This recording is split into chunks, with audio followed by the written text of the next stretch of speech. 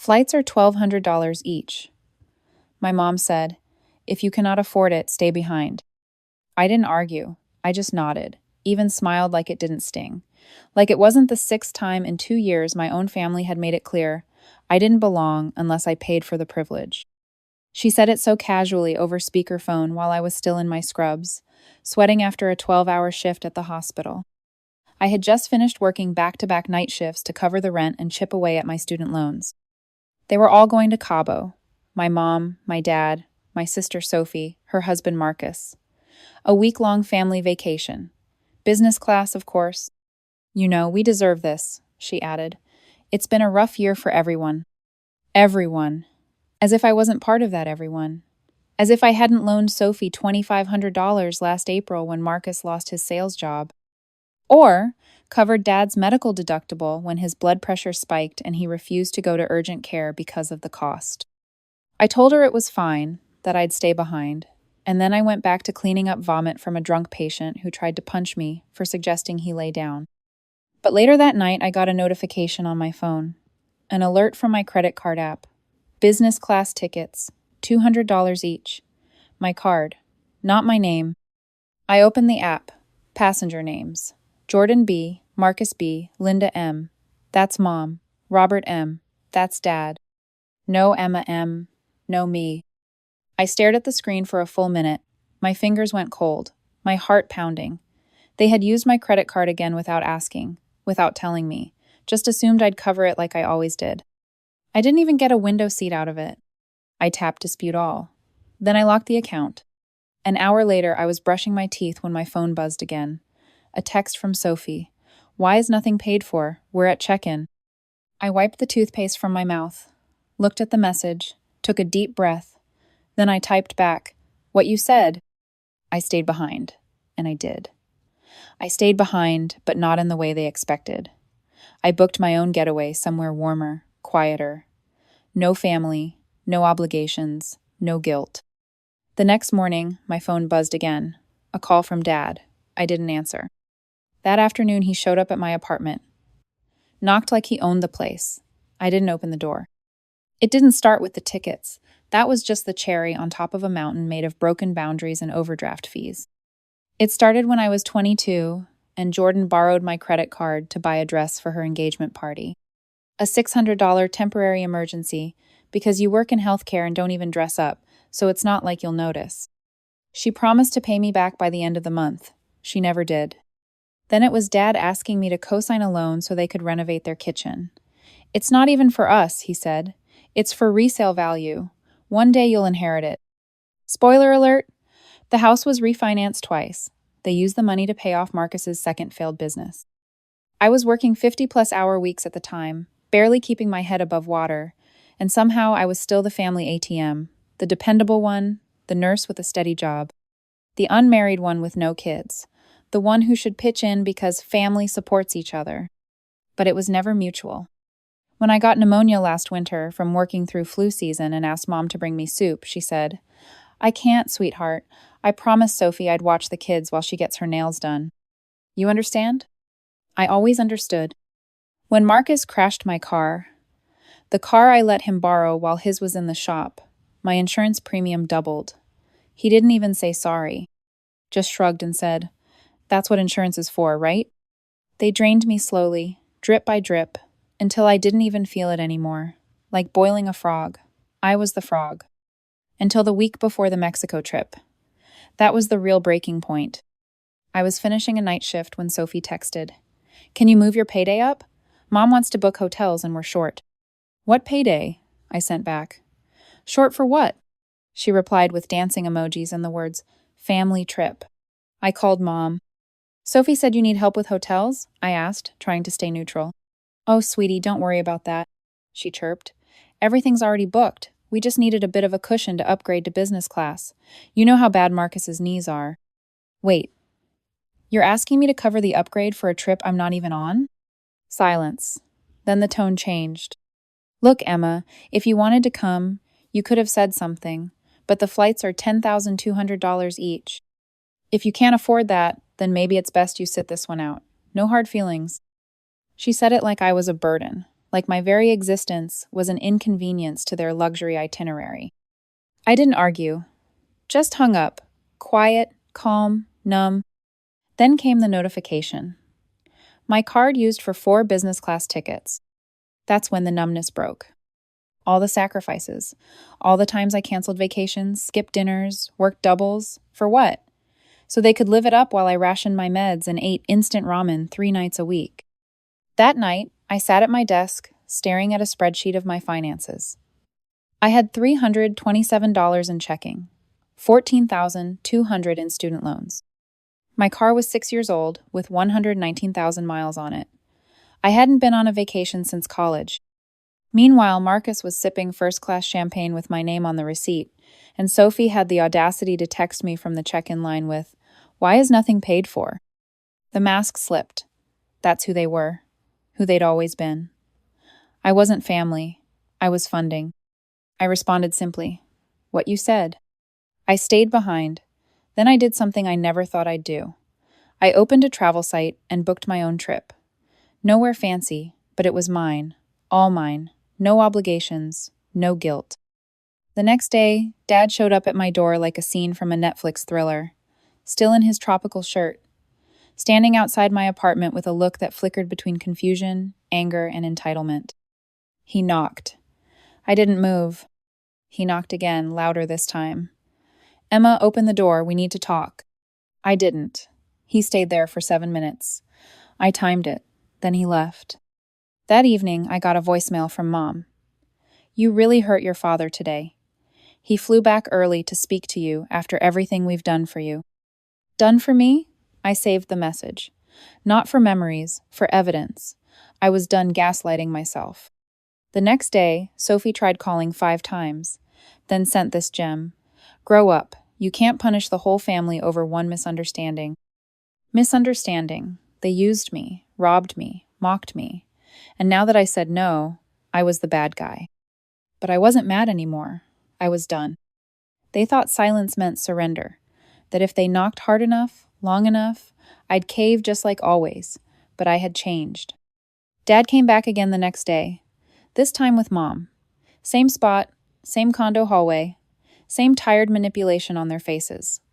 I didn't open the door. That night, the text started flooding in from Sophie.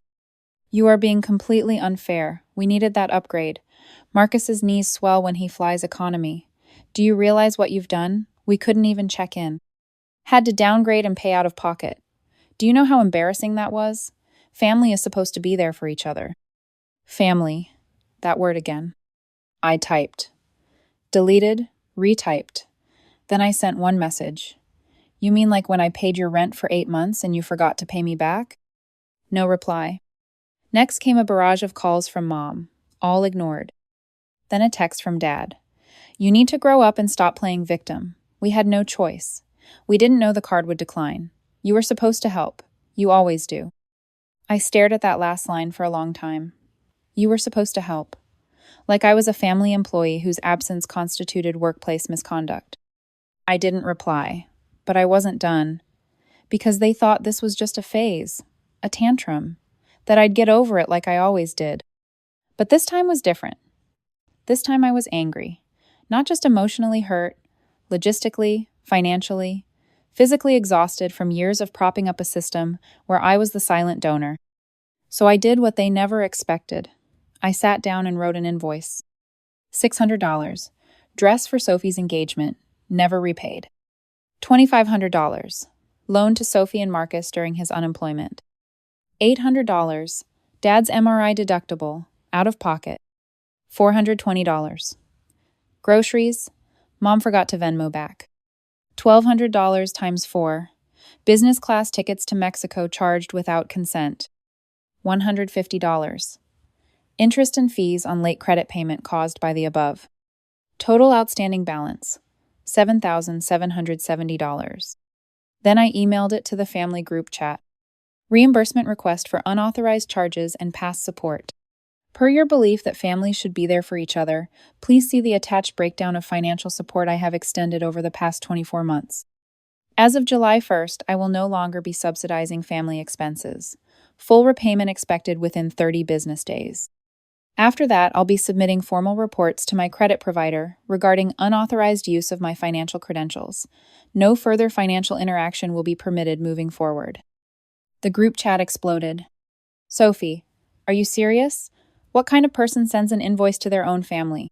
Mom, this is hurtful and unnecessary, Emma. You're making things worse. Dad, we raised you better than this. That line, that was the final spark, because the truth was, they didn't raise me. I raised myself. Between extra shifts, unpaid debts, and being the default safety net for everyone else's irresponsibility, I replied with the facts. You didn't raise me. I was overwhelmed by the imbalance in our relationship and I let you, but not anymore. Then I blocked Sophie. I left Dad and Mom unblocked out of sheer curiosity for how deep the delusion could go. Turns out, very deep. The next night they showed up in person again. I saw them through the peephole. Dad looked stiff. Mom clutched some papers, probably receipts and excuses. I opened the door. You need to talk to us, Mom said, voice trembling. No, I really don't, I replied calmly. Dad stepped forward. This stunt, freezing the credit, the invoice, it's spiteful, Emma. We are your family. And you used my name and card to buy flights, I snapped.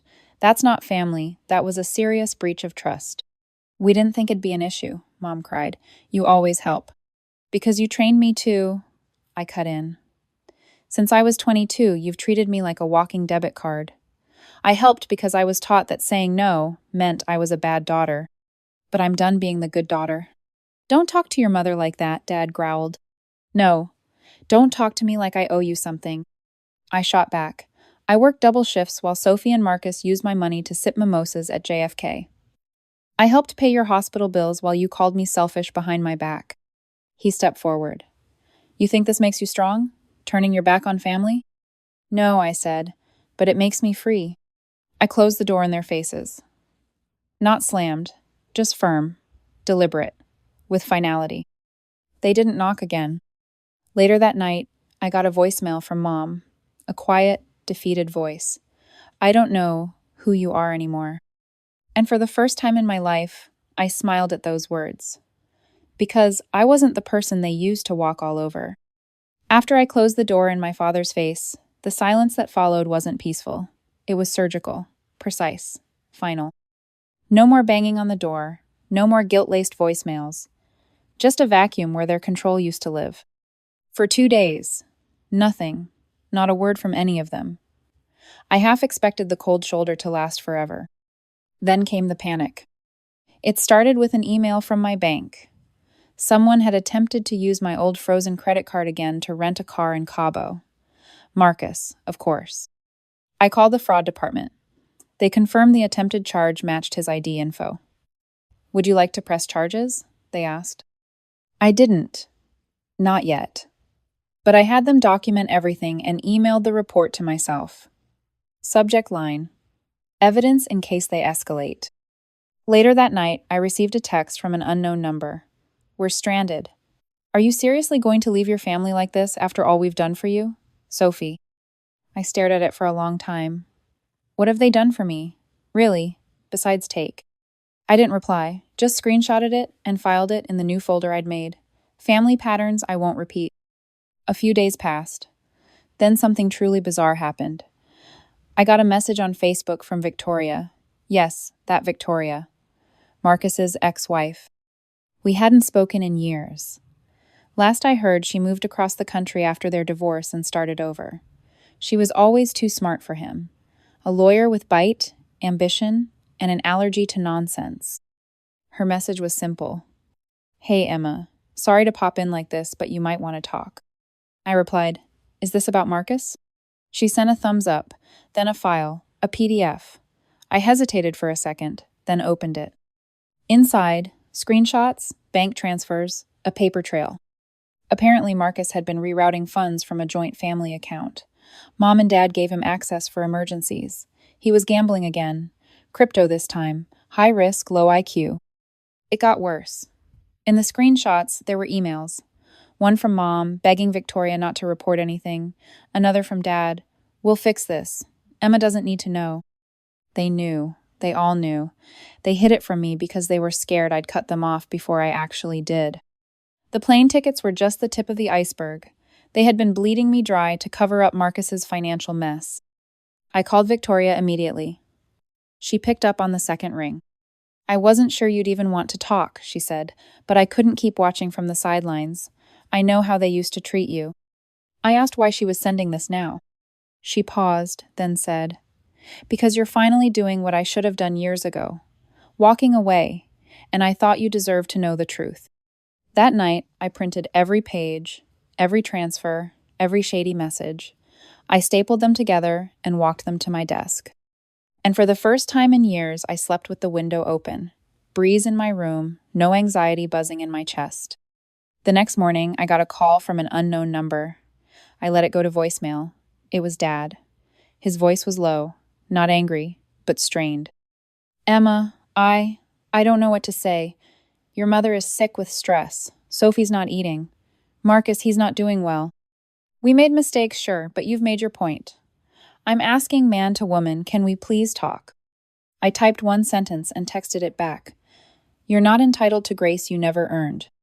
That week, I sent the invoice again, this time with Victoria's files attached as supplemental evidence.